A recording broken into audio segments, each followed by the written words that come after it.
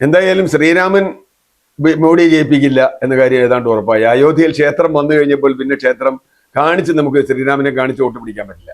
നമ്മുടെ നാട്ടിലാണെങ്കിൽ ശ്രീരാമക്ഷേത്രങ്ങൾ ഇഷ്ടം പോലെ ഉണ്ടല്ലോ.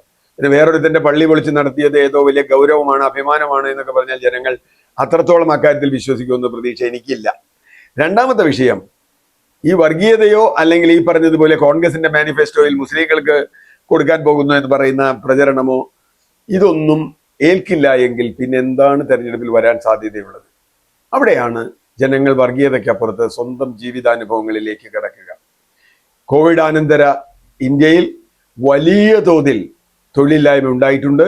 ഒരുപാട് പേർക്ക് ആരോഗ്യ പ്രശ്നങ്ങളുണ്ട്, സാമ്പത്തിക പ്രശ്നങ്ങളുണ്ട്, കടബാധ്യതയുണ്ട്. ഇതെല്ലാം നിലനിൽക്കുന്നു.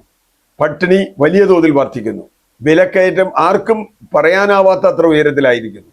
എന്ന് പറഞ്ഞാൽ സാധാരണ മനുഷ്യന്റെ ജീവിതത്തിൽ വലിയ ദുരന്തങ്ങൾ ഉണ്ടാകുന്നു. അങ്ങനെ ഉണ്ടാകുമ്പോൾ നമ്മൾ എല്ലായ്പ്പോഴും ദൈവങ്ങളെ വിളിച്ചുകൊള്ളുന്നില്ല. അപ്പോൾ നമ്മൾ യാഥാർത്ഥ്യത്തിലേക്ക് മടങ്ങി വരാം. അങ്ങനെ വരുമ്പോൾ ആരാണ് ഇവിടെ ഭരിക്കുന്നത്? ആരുടെ ഭരണം കൊണ്ടാണ് ഞങ്ങൾക്ക് ഈ ദുരന്തമുണ്ടായത് എന്ന ചോദ്യം ജനങ്ങൾക്ക് വരാം. അതുകൊണ്ട് തന്നെ മോഡിയുടെ പടം കാണിച്ചാൽ ഉടനെ വോട്ട് കിട്ടും എന്ന് പ്രതീക്ഷിക്കാൻ പറ്റില്ല. ചിലപ്പോൾ മോഡിയുടെ പടം കാണിച്ചാൽ ഇയാൾ കാരണം കൊണ്ടാണ് ഞങ്ങൾക്ക് തൊഴിലില്ലാതായത്, ഇയാൾ കാരണം കൊണ്ടാണ് ഞങ്ങളുടെ പട്ടിണിയായത്, ഞങ്ങളുടെ വിലക്കയറ്റം ഉണ്ടായത് എന്ന് ചിന്തിച്ചാൽ ചിലപ്പോൾ അത് വലിയ തിരിച്ചടിയാവും.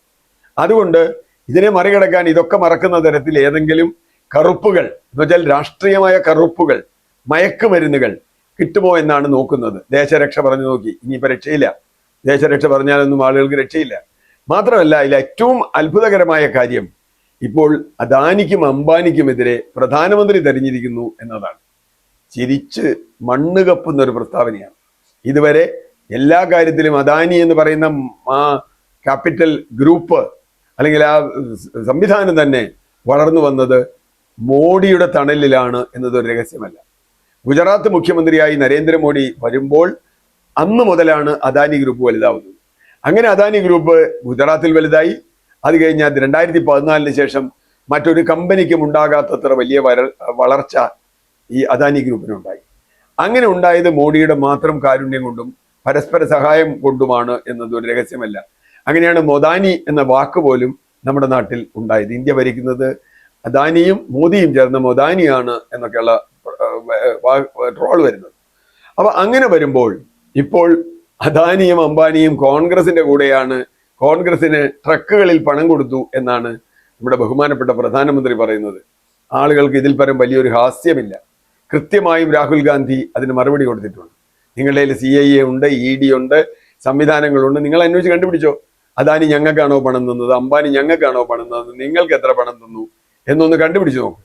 അങ്ങനെ അന്വേഷിച്ചാൽ എന്തായിരിക്കും സ്ഥിതി? രാഹുൽ ഗാന്ധി പരസ്യമായി തന്നെ മോഡിക്കെതിരെ വെല്ലുവിളി ഉയർത്തിയിരിക്കുന്നു.